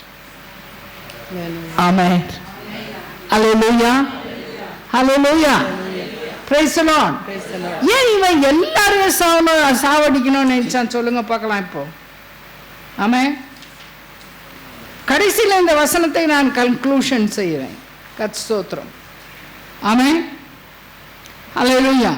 1 சாமுவேலின் புஸ்தகம் 15ஆம் அதிகாரம் 1-4 வசனங்கள். ஏன் இந்த ஆமான் ஒரு யூதன் செய்த தவறுக்கு 127 நாடுல இருக்கிற யூதர்களையும் கொலை செய்ய நினைத்தான்? 1 சாமுவேல் 15ஆம் அதிகாரம் 1-4 வசனங்கள். பின்பு சாமுவேல் சவுலை நோக்கி, இஸ்ரவேலராகிய தம்முடைய ஜனங்கள் மேல் உம்மை ராஜாவாக அபிஷேகம் பண்ணுவதற்கு கர்த்தர் என்னை அனுப்பினாரே.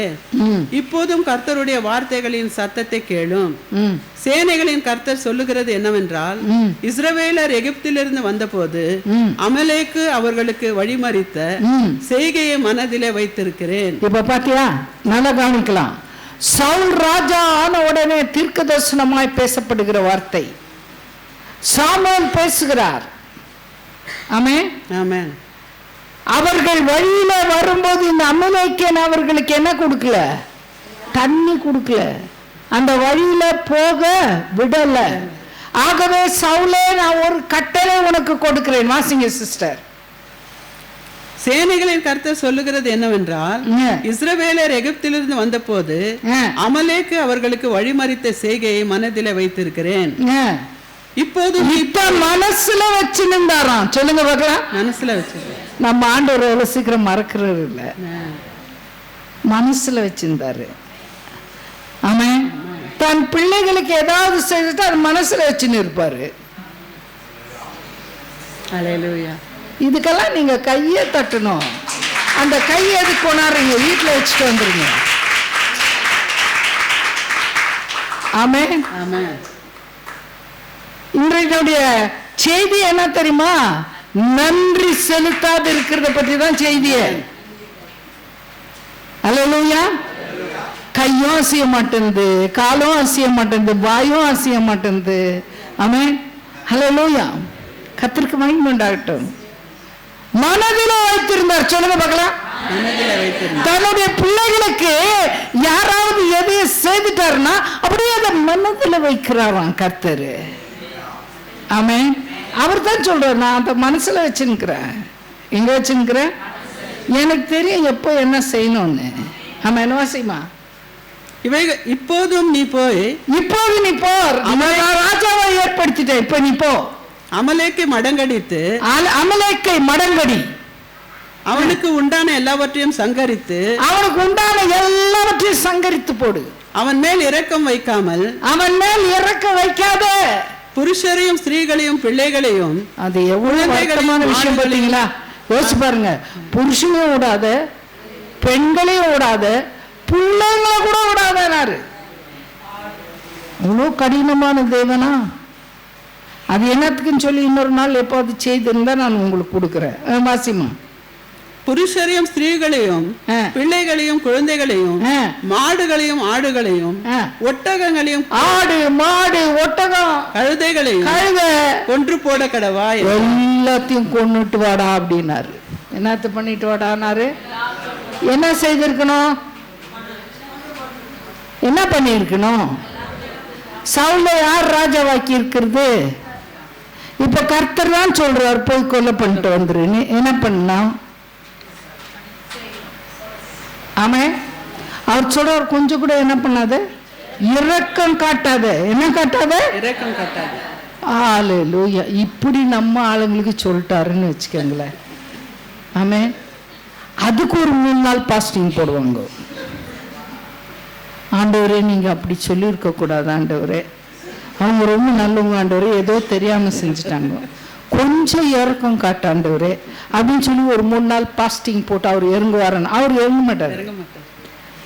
ஆனா நம்மளே நினைச்சுக்கோ இறங்கிட்டாருன்னு. நம்ம ஏன்னா நம்ம 3 நாள் பாஸ்டிங் எடுத்துட்டோம்ல அப்படின்னு நினைச்சு நம்ம விட்டுடுவோம்.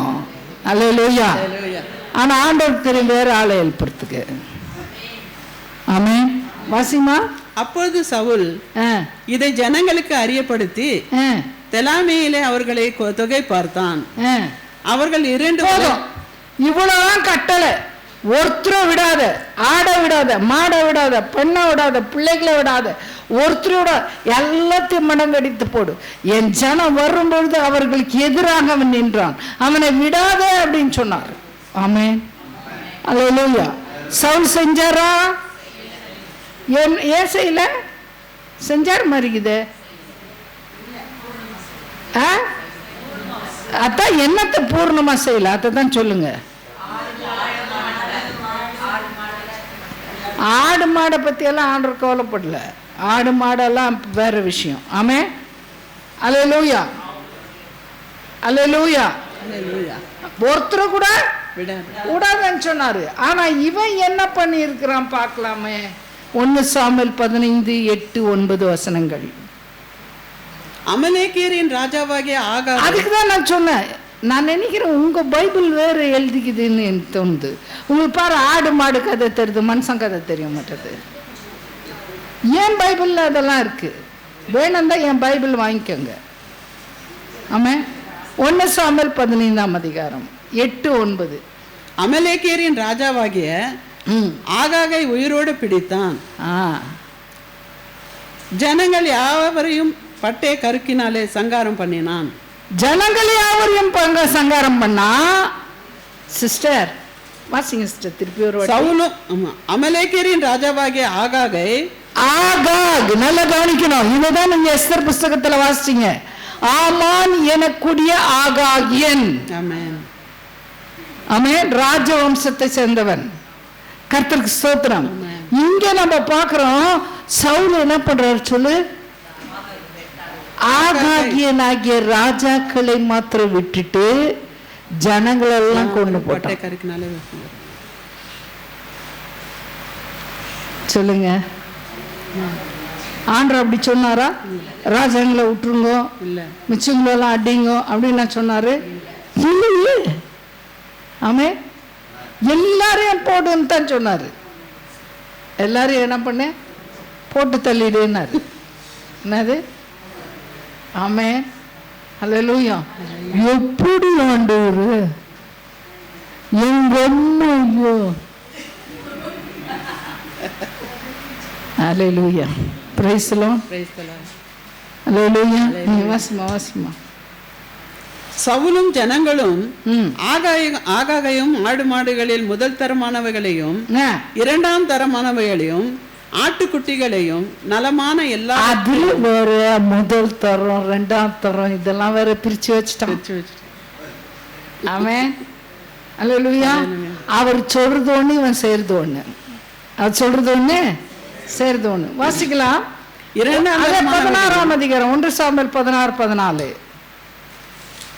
ஏன் இவன் வெறும் மொர்தெகாயை கொலை செய்யாதபடி 127 நாட்டுல இருக்கிற யூதர்களை கொலை செய்தான்? அதற்கான பதில் தான் இது.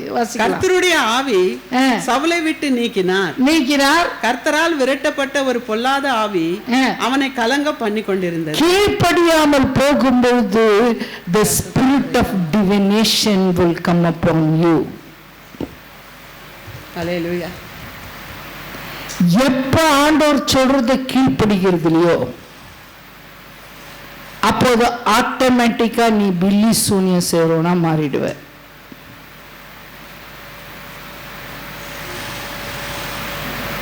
ஆமென். எலுமிச்சை பழம்லாம் தேவையே இல்லை, உன் வாயே போதும். ஆமென். Praise the Lord, praise the Lord. ஆண்டவர் ஆவியை எடுத்துட்டாரு. என்ன ஆவி வந்துடுச்சு? என்ன பொல்லாத ஆவி அது? பில்லி சூனிய ஆவி. என்ன சொல்றதுக்கு பயப்படுறீங்களா? சொல்லுங்க. பரிசுத்த ஆவி எடுத்துட்டாரு. கீழ்ப்படியில அத்தை எடுத்துட்டாரு. பொல்லாத ஆவி வந்துடுச்சு. அது என்ன? பில்லி சூனிய ஆவி. நான் சொல்றேன் பாரு, நீ போய்கிட்டு இருக்கிற வழியிலே நீ ஆக்சிடென்ட் ஆயிடுவாங்க. ஐயோ, உங்க தெய்வ வாக்குங்க, உங்களுக்கு தெய்வ வாக்கு கிடையாது, அது பில்லி சூனிய வாக்கு. அது தேவன் கெடுதி சொல்லுகிறவர் அல்ல, நல்லது சொல்லுகிறவர். ஆமென். Praise the Lord. அப்ப நம்ம ஜாக்கிரதையா இருந்தோம். இவங்கிட்ட இருந்து வேற ஆவி வந்துட்டுக்குதுறாப்பான்னு. ஆமென். ஆண்டவர் ஆவியத்தான் எடுப்பாரு, ஒழிய பொசிஷன் எடுக்க மாட்டாரு. சவுல் ராஜாவா கீழே இருக்கிறாரா? இல்லவே இல்லை. சாவரவரெல்லாம் ராஜாவா இருந்துதான் செத்தான். ஆனா அபிஷேகத்தை எடுத்தார். தேவனுடைய பிள்ளையே, அபிஷேகம் பண்ணப்பட்ட தேவனுடைய பிள்ளையே, கர்த்தர் சொன்னதை செய். கர்த்தருக்கு நன்றி செலுத்துவதிலே முதல் தரமாய் இருக்கட்டும். ஆமென். Praise the Lord. அல்லேலூயா. ஆமென். சவுலின் மரணத்தை குறித்து வாசினோம். 2 சாமுவேல் 1:8. இப்படி இவன் செய்தபடியினால் தேவன் என்ன செய்தார் பாருங்க அவனை. 2 சாமுவேல் 1:8.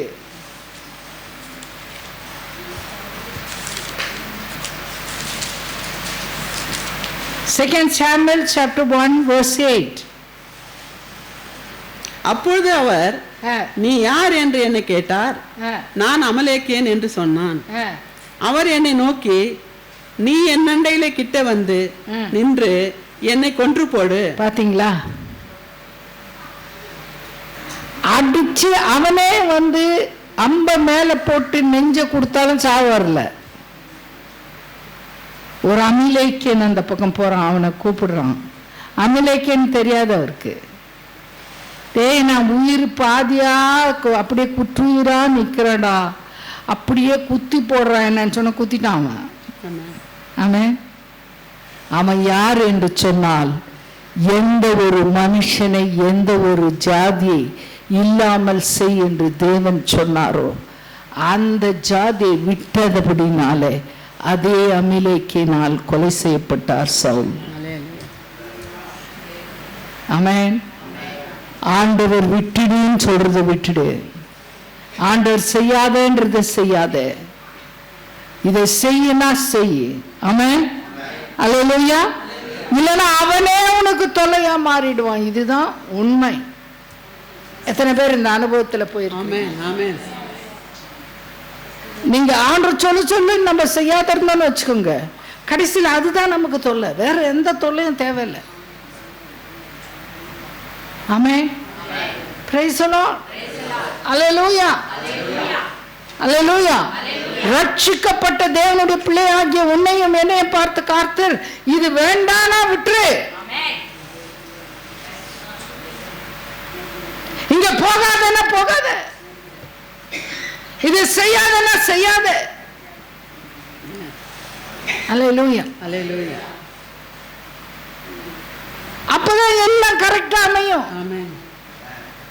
அதுல கொஞ்சம் நீ அடிஷன் பண்ணா கூட அவர் ஒத்துக்கிறது இல்ல. சவுல் ஒரு பெரிய நமக்கு உதாரணம். இந்த ஆகாகியர்களை என்ன பண்ணா விட்டு வைத்தான். விட்டு வைத்ததினாலே 500 வருடங்கள் பிசாசு அவர்களை மறைத்து வைத்து வளர்த்தான். எஸ்தர் காலத்திலே அவர்கள் வெளிப்பட்டார்கள். அல்லேலூயா. Praise the Lord. அல்லேலூயா. இப்போ தெரியுதா எதுக்காக யூதர்கள் எல்லாம் சாவணும்னு நினைச்சான்? எங்க ஜனங்களெல்லாம் கொன்னவன் யூதன்க. ஆமென். இவர்கள் ஒருத்தரையும் நான் விட மாட்டேன் என்று நினைத்தான் ஆமான். கர்த்தருக்கு ஸ்தோத்திரம். அல்லேலூயா. அல்லேலூயா. யோசிங்க தேவனுடைய பிள்ளையே, ஒரு நல்ல நண்பன் இல்லை. கர்த்தர் விட்டுருன்னு சொன்ன அந்த நண்பனை விட்டுரு. உன் நல்ல ஆலோசனை கொடுக்காதபடி உன் வழியை திருப்புகிறான்னு சொன்னா அந்த நண்பன் உனக்கு தேவையில்லை. அந்த வழியில நீ போகும்போது அந்த நண்பன் உனக்கு ஒரு பெரிய பாம்பாக மாறுவான். உன்னால் அடிக்க முடியாது, அது உன்னை கடிக்கும். தேவனுடைய பிள்ளையை ஜாக்கிரதைக்காக இதை ஆண்டவர் நம்மோடு பேசுகிறார். இந்த பழக்கம் வேணா, விட்டுரு மகனே, விட்டுரு. ஹல்லேலூயா. இந்த சம்பிரதாயம் தேவையில்லை, விட்டுரு, விட்டுடு. கர்த்தருக்கு ஸ்தோத்திரம், ஸ்தோத்திரம், ஸ்தோத்திரம் சொல்லுங்க பார்க்கலாம். ஆமென். ஆமென். ஹல்லேலூயா. சவுல் செத்துட்டான். ஆமென். Praise the Lord. எஸ்தர் 3ஆம் அதிகாரத்தில் நாம் பார்க்கிறோம், ஆமான் என்கிற ஆகாகியன் எழும்புகிறான். கர்த்தருக்கு ஸ்தோத்திரம் உண்டாகட்டும். அல்லேலூயா. இப்போ தெரியுதா ஏன் மொர்தெகாய் வணங்கலன்னு? ஆமென். அல்லேலூயா. மொர்தெகாய் யாரு? யூதனா? வெறும் யூதனா? நல்லா தெளிவா சொல்லுங்கப்பா. அதுக்குதான் சொல்றது, கதை கேட்கணுன்ட்டு அப்படியே இங்கே போயிடாதீங்க, இங்கே நில்லுங்க. ஆமென். 2ஆம் அதிகாரம் 5ஆம் வசனம், எஸ்தர் 2:5. ஏதோ இன்ட்ரெஸ்டிங்கா தெரியுதுன்னு சொல்லிக்காதீங்க. No, it's not. I am not preaching you for you to get interested. No, I preach this for you to change. வாசிமா 2:5. அப்பொழுது சூசான் அரண்மனையிலே பென்யமீன் ஆகிய பெஞ்சமின் கோத்திரம், ஈசின் குமாரன். போதும். சவுல் என்ன கோத்திரம்? அடுத்து கீசின் குமாரன். கீசின் குமாரன். சவுல் யாருடைய குமாரன்? கீசின் குமாரன். அடுத்து சீமேயினுடைய மகனாகிய யாவீரின் குமாரன் சிமேயி. அல்லேலூயா. ஆமென். நீங்க போய் பாருங்க, சவுலுடைய வம்சம் அதுல இருக்கும். பெஞ்சமின் கோத்திரத்தான் அவன். அல்லேலூயா. மொர்தெகாய். கர்த்தருக்கு ஸ்தோத்திரம். சவுல் விட்டதை மொர்தெகாய் கையில் எடுக்கிறார். மீண்டும் ஒரு சவுலை கர்த்தர் எழுப்புகிறார். அல்லேலூயா. தன் பிள்ளைகளுடைய தோல்வியை எப்பொழுதும் தோல்வியாக விடுவதில்லை கர்த்தர். நீ தோற்று போக மாட்டாய். தோல்வியா இருக்கிறது வெற்றியாய் மாற்றுகிறதற்கு தான் கர்த்தர் உன்னை தெரிந்து கொண்டிருக்கிறார். அல்லேலூயா, பிரைஸ் தி லார்ட். 500 வருஷத்துக்கு பிறகு 500 years after, ஆமென் ஆமென், அல்லேலூயா, கர்த்தர் மொர்தெகாயை வைத்திருந்தார். ஆமென் ஆமென், அல்லேலூயா, அல்லேலூயா, அல்லேலூயா. 1 சாமுவேல் 9:1 வாசிங்க, அதுல தெளிவாக உங்களுக்கு இருக்கும். சவுல் கீழ்ப்படியாமல் போனான், ஆனால் மொர்தெகாய் கீழ்ப்படிந்தான். வாசிங்க 1 சாமுவேல் 9ஆம் அதிகாரம் 1 சாமுவேல் 9:1. பென்யமீன் கோத்திரத்தாரில் பெஞ்சமின் கோத்திரம் கீஸ் என்னும் பேர் உள்ள மகா பராக்கிரமசாலியான கீஸ் என்னும் பேர் சொன்ன பராக்கிரமசாலியும் ஒரு மனுஷன் இருந்தான். அவன் பென்யமீன் கோத்திரத்தானாகிய அபியாவின் மகனான பெரோகத்திற்கு பிறந்த சேராரின் புத்திரனாகிய அபியேலின் குமாரன். ஆமென். சவுல், ஆமென். சவுளுடைய வம்ச வரலாறு அங்கே இருக்குது. மொர்தெகாயினுடைய வம்ச வரலாறு வருது. அதே பெஞ்சமின் கோத்திரம், அதே கீசின் வம்சத்தான், அதே இதிலிருந்து வருகிறார். சவுலுக்கு பதிலாக அங்கே சவுல், இங்கே மொர்தெகாய். ஆமென், அல்லேலூயா. தன் பிள்ளைகளை வெட்கப்படுத்துறது கிடையாது கர்த்தர். தன் பிள்ளைகளை தோல்வியுற செய்கிறதுல கர்த்தர் உருமாற்றி வெளியே கொண்டு வருவார் உன்னை. அல்லேலூயா, கர்த்தருக்கு ஸ்தோத்திரம். அல்லேலூயா சொல்லு. யுத்தம் உன்னுடையதல்ல, யுத்தம் தேவனுக்கும் பிசாசுக்கும் நடக்கிறது. அது நடுவில் உன்னை வைத்து ஆண்டவர் ஜெயிக்க வைக்கிறார். ஆமென், அல்லேலூயா, அல்லேலூயா. மொர்தெகாயையும் அடாசா என்று சொல்லக்கூடிய எஸ்தரையும் வைத்து கர்த்தர் எதை சவுலால் செய்ய முடியலையோ அதை அதே சவுல் வம்சத்தை வைத்து செய்தார். கர்த்தருக்கு ஸ்தோத்திரம். ஆமென், அல்லேலூயா. இந்த நாளை தான் பூரிம் பண்டிகை என்று கொண்டாடினார்கள். இப்போது இயேசு அந்த பெதஸ்தா குளத்தின் இடத்துக்கு வருகிறார். அங்க எவ்வளவு வியாதிஸ்தர்கள் இருந்தாங்களா இல்லையா? 5ஆம் அதிகாரத்துல. ஆனா அவர் ஏன் ஒருத்தரை மாத்திரம் சுகமாக்குறார் பாருங்க, வாசிங்க அந்த வசனத்தை. நம்ம முடிக்க போறோம். 38 வருஷம். எத்தனை வருஷம்? 38 வருஷம். எத்தனை வருஷம்? கமான், எத்தனை வருஷம்? 38 வருஷம். நீங்க ஹிஸ்டாரிக்கலி அதை நீங்க என்ன கேட்டா கூட நான் உங்களுக்கு கிளீனா சொல்லி கொடுப்பேன். எந்த வருஷத்துல ஸ்டார்ட் ஆச்சு, எந்த வருஷத்துல கிளீனா சொல்லுவேன். அல்லேலூயா, ஆமென். ஆனா அதுக்கு நேரம் இல்லை, இது பிரசங்க நேரம். ஆமென். இந்த 38 வருஷம், எத்தனை வருஷம்? 38 வருஷம். பெர்ஷிய தேசத்துல யூத ஜனங்கள் அடிமைகளாய் இருந்து 38ஆம் வருஷத்துல தான் விடுதலை பெற்று அங்கிருந்து வெளியே வந்தார்கள். ஆகவேதான் இயேசு நினைவாய் இருக்கும்படியாக 38 வருஷமாய் படுத்து கிடந்த அவனை அங்கே எழுப்பினார். ஆமென், அல்லேலூயா.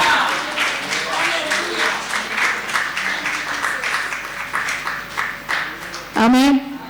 அங்க பேசுற வார்த்தையை பாருங்க. இயேசு பேசுற வார்த்தையை ரொம்ப கவனமா பார்க்கணும். ஆமென். சுகமாகுன்னு சொன்னாரா? என்ன சொன்னார்? யாருக்காவது சொல்லுங்க பார்க்கலாம். அந்த 38 வருஷமாய் படுத்து கிடந்தவனை பார்த்து என்ன வார்த்தை சொல்லி செய்தார்? அத அந்த கொஸ்டின் ஆன்சர் எல்லாம் வேணாம், வேற வாசிங்க. என்னம்மா? ஒரே வாட்டி 4 பேர் பேசினா கேட்க மாட்டேன்தாம்மா. சொல்லுங்கம்மா. நான் நினைக்கிறேன் நீங்களாம் எலெக்ஷன் கம்பெயின் போயிருக்கிறீங்க. வாழ்க வாழ்கன்னு கத்துறாங்களா, அந்த மாதிரி கேக்குது எனக்கு. ஆமே, பேசலாம். யாராவது ஒருத்தர் சொல்லுங்கப்பா ஒழுங்கா. எழுந்திரு, உன் படுக்கையை எழுந்திரு. என்ன சொன்னாரு? எழுந்திரு. போதமா கிறிஸ்தவர்களே, தண்ணி கலக்கும், அற்புதம் நடக்கும், அதிசயம் நடக்கும், ஃபைனான்ஸ் வரும், லோன் தீரும், இப்படியே சொல்லி உட்காராதன்றாரு. ஆமென். இப்படி உட்கார்ந்து அந்த ஜனங்க பந்தோஸ்தா கொளுத்தா நாரடிச்சது போல நீங்க இங்க உட்கார்ந்து நியூஆர்எஸ் திருச்சபையை நாரடிச்சு கொண்டு இருக்கிறீர்கள் என்று சொல்லுகிறார். ஆமென். அல்லேலூயா. ஒரே ஒரு அற்புதம் தான் அவர் செய்யறது, ரட்சிப்பு, அவ்வளவுதான். மேற்கொண்டு செய்வதெல்லாம் உன் வாயின் வார்த்தை வல்லமை தான். கர்த்தருக்கு சித்திர என்ன சொல்றாரு, எழுந்துரு இப்படி சொல்லி கூட எல்லாம் உட்காந்துக்கிறீங்க பத்தியா, என்ன சந்தோஷமாகுது எனக்கு. எழுந்துரு, உன் படுக்கையை எடுத்துக்கொண்டு, படுக்கையை எடுத்துக்கோ.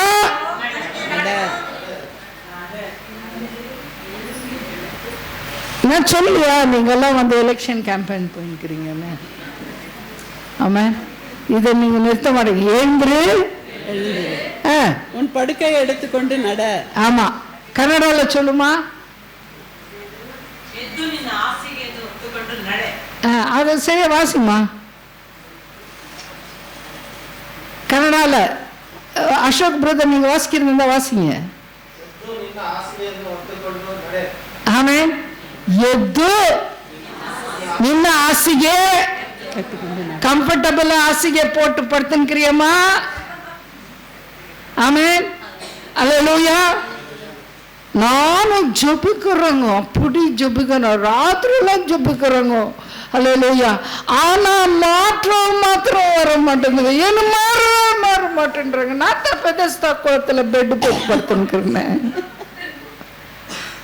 அல்லேலூயா, ஹல்லேலூயா. பெதஸ்தால தண்ணி கலங்கும், அது கலங்க போறது கிடையாது. எழுதி வச்சுக்கோங்க, நீங்க சரித்திரபூர்வமா போய் படிச்சு பாருங்க, உங்களுக்கு தெரியும். ஆமே, தண்ணியும் கலங்க போறதுல என்ன நடக்க போறதுல, அந்த வியாதி குணமாக போறதுல. ஆண்டவர் சொல்றார், போதடா படுத்தது, எழுந்து நட, எழுந்துச்சுக்கோ.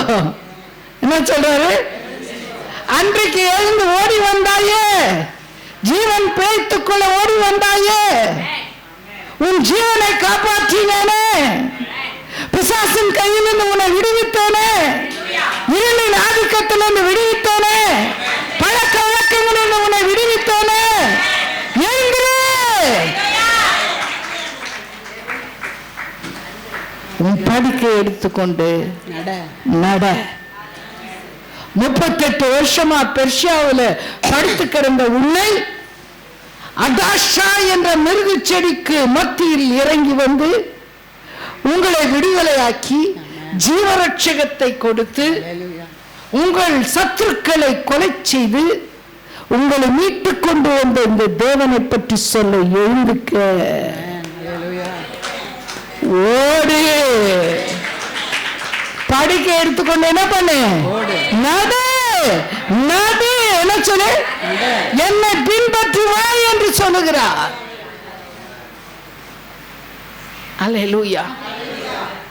யோவான் சுவிசேஷத்தில் இருக்கிற 7 அற்புதங்களும் பழைய ஏற்பாட்டு புஸ்தகத்தோடு சம்பந்தப்பட்ட விஷயங்கள். ஆமென். அல்லேலூயா. Praise the Lord. தண்ணீரை திராட்சரசமாக்குறதாகட்டும், எல்லா காரியங்களையும் நீங்கள் பார்க்கும்போது அந்த 7 அற்புதங்களும் பழைய ஏற்பாட்டு புஸ்தகத்தினுடைய தெய்வத்தன்மையை காண்பிக்கக்கூடியதான விஷயங்கள். ஆமென். இந்த இடத்துல கூட ஆண்டவர் நினைவுபடுத்துகிறார், அன்று ஒரு நாள் உன்னோடு இருந்தேன் அடாசா. அன்று ஒரு நாள் நீ வீட்டுல இருந்த உன்னை நான் விடுவிச்சேன். ஆனா இன்னைக்கு வாயில என்னாகுது, துணி இருக்குதா, சோத்திரம் இருக்குதா, இல்லையே. நான் பண்றேன், மாறவே மாட்டேது ஆண்டவரு, இப்படித்தானே ஆயுதுங்கிற. ஆமென். ஹல்லேலூயா. ஆமென். எல்லாரும் அழகாக பாடினாங்க, நீங்களும் அழகாக ஆராதனையில கலந்து கொண்டீங்க.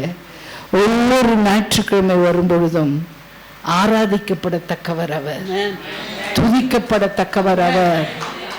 நன்றி செலுத்தக்கூடியவர். ஆமென்.